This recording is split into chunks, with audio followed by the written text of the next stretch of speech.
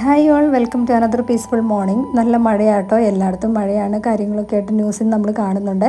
അപ്പോൾ അമ്മൂന് ചെറുതായിട്ട് ജലദോഷമൊക്കെ പിടിച്ചിട്ടുണ്ട്. നമുക്കിന്ന് ഒന്ന് ഹോസ്പിറ്റലിൽ പോകണമായിരുന്നു. എനിക്ക് കുറച്ച് നാളായിട്ട് മുടി കൊഴിച്ചിലും മേലുവേദനയും കാര്യങ്ങളൊക്കെ ആയിട്ട് ഇങ്ങനെ നടക്കുമായിരുന്നു.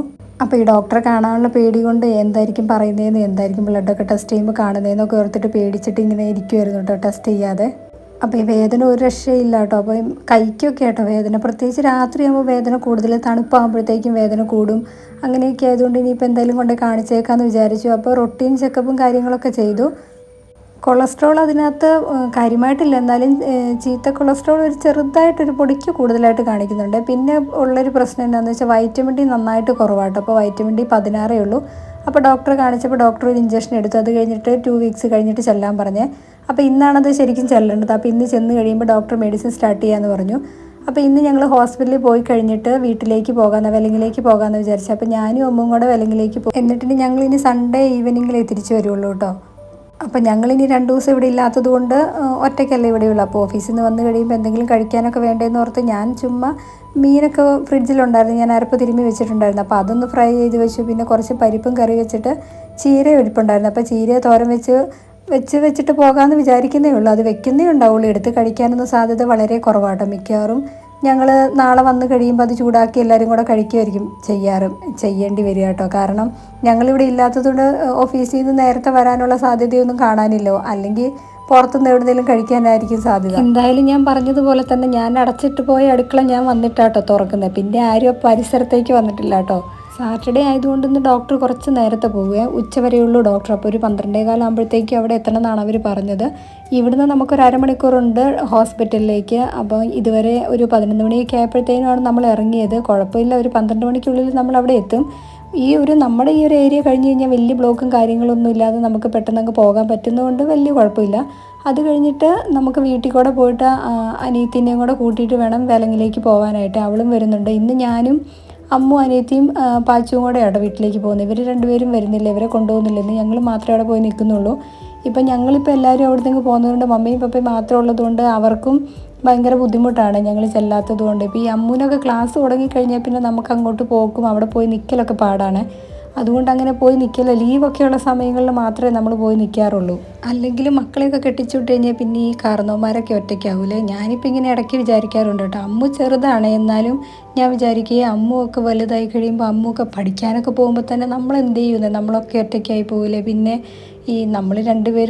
ഞങ്ങൾ രണ്ടുപേരും ആണെങ്കിൽ പോലേ നമുക്ക് കുറച്ച് കഴിയുമ്പോൾ ബോറടിക്കാൻ തുടങ്ങൂലേ.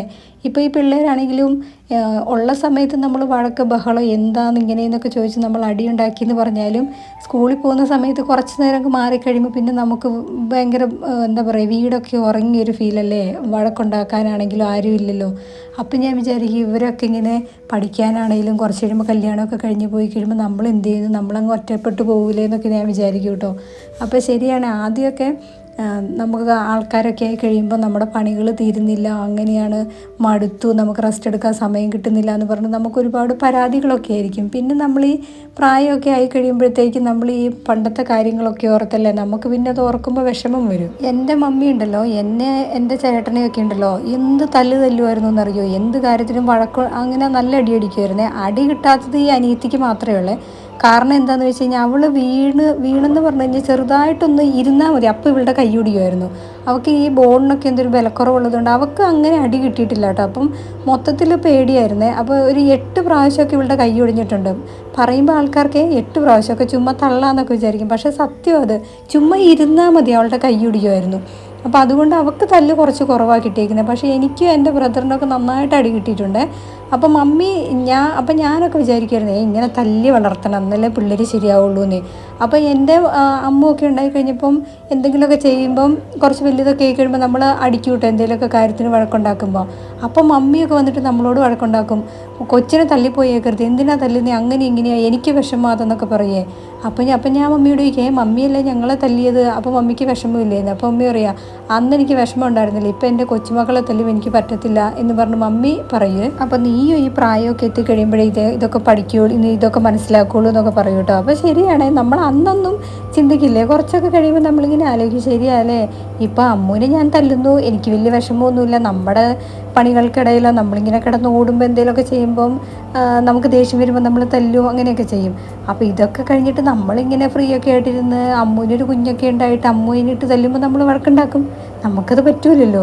നമ്മുടെ മുന്നിലിട്ട് നമ്മുടെ കൊച്ചുമക്കളെയൊക്കെ തല്ലുമ്പം ശരിയാണല്ലേ, അവരുടെ ഒരു ആംഗിളിൽ നിന്ന് ചിന്തിക്കുമ്പോൾ അത് ശരിയാണ്. ഇപ്പോൾ കുറച്ചായിട്ടേ ഉള്ളൂ കേട്ടോ ഇവർ രണ്ടുപേരും ഒറ്റയ്ക്കായിട്ട്. ഇതിനു മുമ്പ് ഒരു 2 വർഷം മുമ്പ് വരെ അനിയത്തിയുടെ കല്യാണം കഴിഞ്ഞിട്ടില്ലായിരുന്നു. അപ്പോൾ ഇവർ 2 വർഷമായിട്ടുള്ള ഇവളുടെ കല്യാണം കഴിഞ്ഞിട്ട്. അപ്പോൾ അങ്ങനെയാണ് ഇവരിപ്പോൾ മാറി താമസിക്കാൻ തുടങ്ങിയത്. കല്യാണം കഴിഞ്ഞിട്ട് ഇവരൊരു 1 വർഷത്തോളം ഇവരുടെ കൂടെ ഉണ്ടായിരുന്നു. ഇപ്പോൾ ഒരു 3-4 മാസമായിട്ടുള്ളൂ മാറി താമസിച്ചിട്ട്. അപ്പോൾ അതുകൊണ്ട് ഇവർക്കിപ്പോൾ ഭയങ്കര ഒറ്റപ്പെടലാട്ടോ. അപ്പോൾ അതുകൊണ്ട് ഞങ്ങൾ ഇവരിപ്പം തൊട്ടടുത്തൊക്കെ തന്നെയാണ് താമസിക്കുന്നത്, ഒരു അരമണിക്കൂർ ഗ്യാപ്പേ ഉള്ളൂ. എന്നാലും അങ്ങനെ കുഞ്ഞൊക്കെ ആയതുകൊണ്ട് എപ്പോഴും ഓടി വരാനോ അങ്ങനെയൊന്നും പറ്റാത്തത് കൊണ്ടും ഒരു പ്രശ്നമാണ്. ഇപ്പോൾ പണ്ടൊക്കെ ആയിരുന്നപ്പം എല്ലാവരും ഉള്ളപ്പോൾ ആ ബഹളവും കാര്യങ്ങളൊക്കെ ആയതും അങ്ങനെയൊക്കെ നടക്കുമായിരുന്നു. ഇപ്പോൾ ആരും ഇല്ലാണ്ടായപ്പോഴത്തേക്ക് ഇവർക്കും ഒരു ബുദ്ധിമുട്ടാണ്. അപ്പം നമുക്കൊക്കെ തിരക്കായതുകൊണ്ടാണ് ഇവർ ചെല്ലുന്നത് നമ്മളോട് പറയാത്തത്. അപ്പം നമ്മളിങ്ങനെ അതൊക്കെ കണ്ട് ഇടയ്ക്കൊക്കെ ലീവ് കിട്ടുമ്പോഴും അങ്ങനെയൊക്കെ നോക്കി അങ്ങ് പോവുകയെ. അപ്പം ഞങ്ങൾ വിചാരിച്ചു എല്ലാവരെയും ഇവിടുന്നാണെങ്കിലും ഞങ്ങൾ 3 പേരും കൂടെ പോയി നിൽക്കലും അങ്ങനെയൊന്നും നടക്കത്തില്ല. അപ്പം ഞങ്ങൾ വിചാരിച്ചു ഇടയ്ക്ക് ഞാനും അമ്മും ഇവളും പാച്ചുനെയും കൊണ്ടൊക്കെ പോയി നിൽക്കാമെന്ന് വിചാരിച്ചു. അങ്ങനെയാണ് ഞങ്ങളിങ്ങനെ കുറച്ച് ദിവസം പ്ലാൻ ചെയ്തിട്ട് ഈ സാറ്റർഡേ അവിടെ പോയി നിൽക്കാമെന്ന് വിചാരിച്ച് അങ്ങനെ പോയി നിന്നത്. പിന്നെ ഇവിടെ ഞങ്ങൾ 3 പേരുണ്ടെന്ന് പറഞ്ഞാലും ഉണ്ടല്ലോ, പണി പ്രത്യേകിച്ച് പണികളൊന്നുമില്ല. പക്ഷേ 24 മണിക്കൂറും പണിയാട്ടോ. വീട്ടിൽ പോയി നിന്നാൽ പ്രത്യേകിച്ച് ഒരു പണിയില്ല, നമുക്ക് വേദനകളും ഇല്ല, ഒന്നുമില്ല. അവിടെ പോയി നമുക്ക് കംപ്ലീറ്റ് റെസ്റ്റ് എടുക്കാം. അവിടെ ചെന്ന മമ്മിയാണെങ്കിലും നമ്മളെ കൊണ്ടൊന്നും ചെയ്യിക്കില്ല കേട്ടോ. വീട്ടിൽ വരുമ്പോഴല്ലേ റെസ്റ്റ് എടുക്കാൻ പറ്റത്തുള്ളൂ എന്നൊക്കെ പറഞ്ഞുകൊണ്ട് പ്രത്യേകിച്ചൊന്നും ചെയ്യിക്കാറില്ല. സത്യത്തിൽ മമ്മിക്കും വയ്യായികയും വേദനകളൊക്കെ ഉണ്ട്. പിന്നെ ഫുഡൊക്കെ ഉണ്ടാക്കാനായിട്ട് നമ്മൾ സ്ഥിരം ഉണ്ടാക്കി നമ്മുടെ പൊട്ട ഫുഡ് കഴിച്ച് മടുത്തിട്ടല്ലേ മമ്മിയുടെ ഫുഡ് കഴിക്കാനല്ലേ നമ്മൾ ചെല്ലുന്നത്. അപ്പോൾ പിന്നെ നമ്മൾ എന്ത് ഭക്ഷണം ഉണ്ടാക്കാനാണ്. അപ്പോൾ പിന്നെ നമ്മൾ അവിടെ ചെല്ലുമ്പോൾ മമ്മിയുടെ ഹെൽപ്പറായിട്ട് ഇങ്ങനെ നിന്ന് കുറച്ച് പാത്രം കഴുകി കൊടുക്കുക അങ്ങനെയൊക്കെ ഉള്ളൂ കേട്ടോ. പാത്രം കഴുകി കൊടുക്കും, പിന്നെ അവിടെ എന്തെങ്കിലുമൊക്കെ ക്ലീൻ ചെയ്തിട്ട് കൊടുക്കും, അങ്ങനെയൊക്കെ ചെയ്യും. മമ്മിയുടെ ഫുഡ് കഴിക്കാനല്ലേ നമ്മൾ അങ്ങോട്ട് പോകുന്നത്. പിന്നെ ഞാനും ഇവളും കൂടെ ചെല്ലുന്നതായിട്ടാണ് ഞങ്ങൾക്ക് ഇഷ്ടം. പിന്നെ ഈ കെട്ടിയന്മാരെ കൊണ്ടൊക്കെ പോയി കഴിഞ്ഞിട്ടില്ല, അയ്യോ മമ്മീനെ ഹെൽപ്പ് ചെയ്യും എന്ന് പറഞ്ഞാൽ നമ്മളിങ്ങനെ ശല്യപ്പെടുത്തിക്കൊണ്ടിരിക്കും ഇവരെ. ഇതിപ്പോൾ ഞങ്ങൾ മാത്രമായിട്ട് ചെല്ലുന്നെങ്കിൽ മമ്മിക്ക് പരാതിയില്ല, പരിഭവമില്ല. എന്താണെന്ന് വെച്ചാൽ അങ്ങനെ തന്നെ അങ്ങ് പോകും. ഞങ്ങൾ കുറച്ച് പാത്രം കഴുകി കൊടുക്കും, മമ്മി ഫുഡൊക്കെ ഉണ്ടാക്കും. നമ്മൾ മമ്മിയുടെ ഫുഡ് കഴിക്കാനല്ലേ അങ്ങോട്ട് ചെല്ലുന്നത്.